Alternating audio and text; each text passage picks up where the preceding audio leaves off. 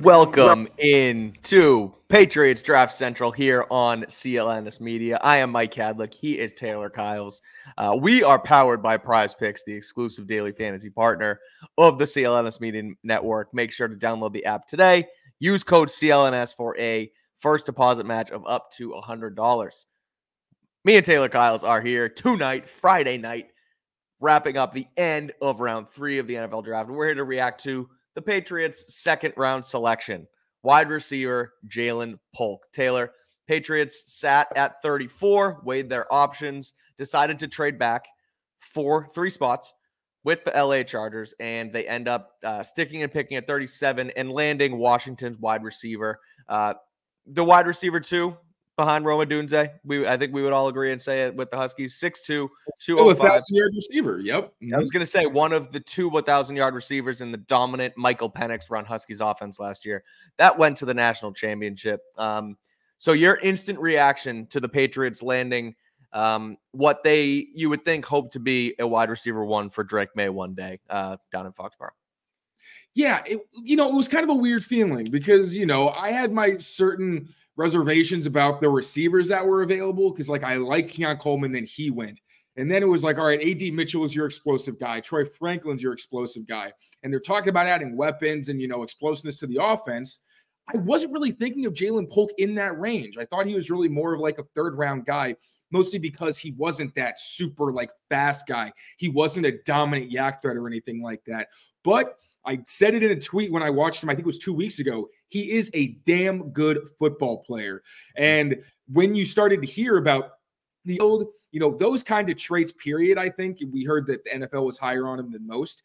Those are the reasons why. If you have a glowing profile and you're just a good football player, the explosiveness stuff isn't quite as important. And he still does have some downfield juice. So again, as I was saying, in a rebuild, he seems like the perfect kind of guy you want. An excellent compliment, I think, for Drake May, where he's got great hands. He's kind of an accuracy eraser with good concentration and has just enough juice to win downfield. I kind of compared him to a more juiced up Jacoby Myers, who's not quite as adept as a route runner, but he'll get there. He's still a young guy. I'm sure he'll grow. And as he learns what's needed in this offense, he'll continue to thrive. And he can play anywhere on the in the receiver role. And is a good run blocker and brings toughness, which we know is important in this run-heavy Alex Van Pelt scheme. So at first I was like, that's a good pick. But really, once we got an idea of who the guy was, it really started to round out the profile where I'm like, yeah, I mean, other than not being super fast, there's not a whole lot to critique about the pick. So yeah, the more it sat with me, I was like, hell yeah, I'm all for this. Yeah, I like it. I've when they made the pick, frankly, I was a fan. It felt like a little bit of a reach. But then speaking with Elliot Wolf, this evening, he sort of mentioned that, look, this is where we had this guy on our board. We wanted to take him at 34. We had the intel. We decided we could move back and land him a little bit later on. They move up 24 spots for Saturday's portion of the draft. So sounds like a slam dunk trade, in my opinion, for them, for a guy who they wanted at 34 anyway. Obviously, you mentioned the toughness. His versatility is huge. I think he can really play. You think about it, XZF, those sort of 3 positions. He's someone who you can move around the field.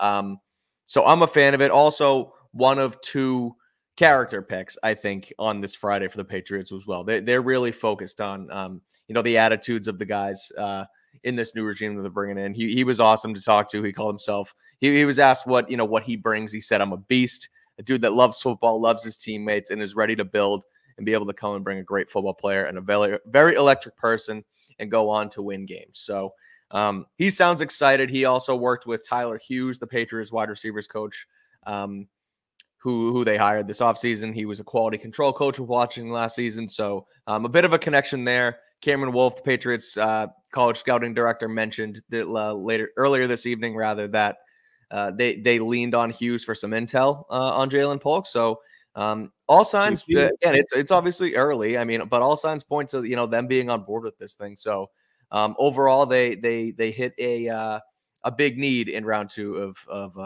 the NFL draft alongside Drake May. So, what do you grade it?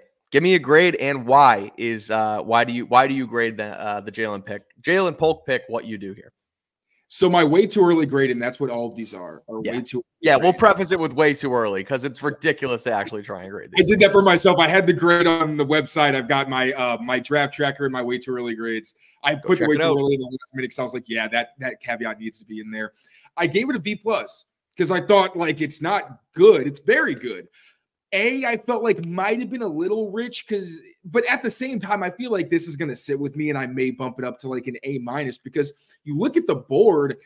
We're talking about like explosive guys, but guys who are maybe undersized. And there were caveats with everybody. And with Polk, his caveat is that he's not super explosive, but he still can win downfield and did. He was a vertical threat in Washington's offense, which we know is a big part of Drake May's game. And he brings all these things where he seems like a Jacoby Myers type, where he, is a mentor kind of figure who's a leader in that room. Especially you got Kendrick Bourne and KJ Osborne, who kind of can fill those roles as leaders. But then, Demario Douglas, it didn't really seem like that type of guy. Nothing against him. It's just a certain kind of personality profile. And you getting that with someone like Polk, who also obviously is battle tested and played some really big time football last season. I think this is going to grow on me and it might start to trickle into that A range. But right now I give it a B+, which is still very good. It's just that lack of, after catchability, although he's not a slouch or anything. You give him a runway, he'll be pretty solid, and he is physical and tough and fights for extra yards.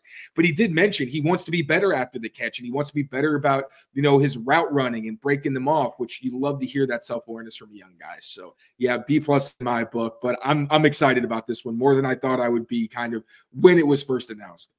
All right, we'll take it. Professor Kyles gives it a B+ for Elliott Wolf in that front office landing. Drake May, his first young weapon to grow alongside in this new Alex Van Pelt offense. So that's it for round 2. Patriots take Washington wide receiver JaLynn Polk at number 37 overall. We'll have you covered for the rest of the NFL draft over here on Patriots Press Pass, CLNS Media, with him on Twitter at TKyles39, Tayler Kyles, and at Mike Kadlick myself. So make sure you follow along, subscribe to the YouTube channel, and check us out everywhere on social as we continue. The Patriots continue to build this new regime under Elliott Wolf and Gerard Mayo. So for Tayler Kyles, I'm Mike Kadlick.